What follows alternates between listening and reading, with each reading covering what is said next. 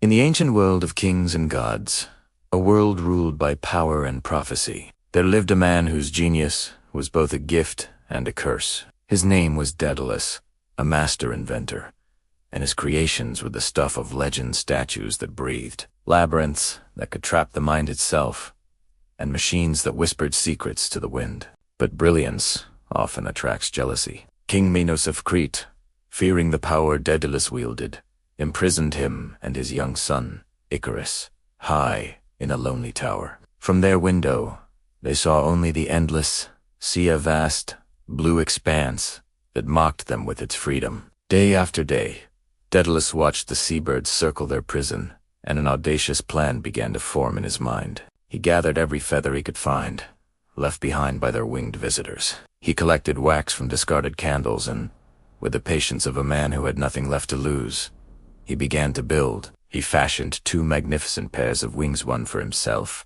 and one for his beloved son. Before they made their daring leap, Daedalus held Icarus close. His voice was firm, filled with a father's love and fear. "Listen to me, my son," he warned.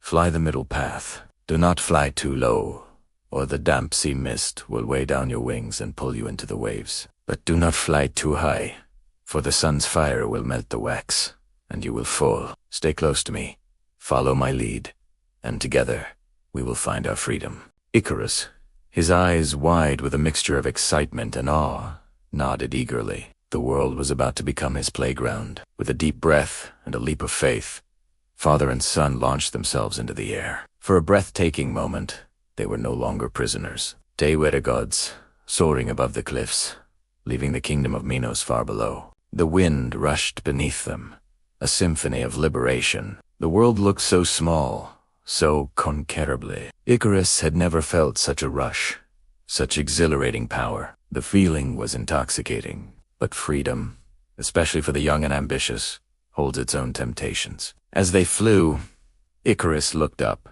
The sun blazed above them, a brilliant, golden orb, and it seemed to be calling his name, whispering promises of glory. He could almost touch it. His father's warnings faded into the rush of the wind. What was the point of having wings if you couldn't see how high they could take you? Driven by the pure, reckless joy of youth, Icarus began to climb. Higher and higher he soared, laughing as he outpaced his father, reaching for the heavens themselves. He felt invincible. Then he felt a drop of warmth on his shoulder, and another. The sun's intense heat was doing exactly what his father had feared. The wax that held his beautiful wings together began to soften, to melt. One by one, the feathers started to drift away, like tragic snowflakes in the summer sky. Panic replaced his joy as the wings disintegrated. He flapped his arms uselessly, the gift of flight stolen from him as quickly as it had been given. He cried out for his father, but it was too late. Daedalus could only watch in horror as his son, his brilliant, beautiful boy, tumbled from the sky. Icarus spiraled down, a falling star in the bright afternoon, until he plunged into the vast, indifferent sea below. Daedalus landed alone on a distant shore, his heart shattered. He had given his son the incredible gift of flight, but in doing so, had also given him the means of his own destruction. He had escaped his prison, only to be trapped in a far greater one, a lifetime of grief. The sea that claimed his son would forever bear his name, the Icarian Sea.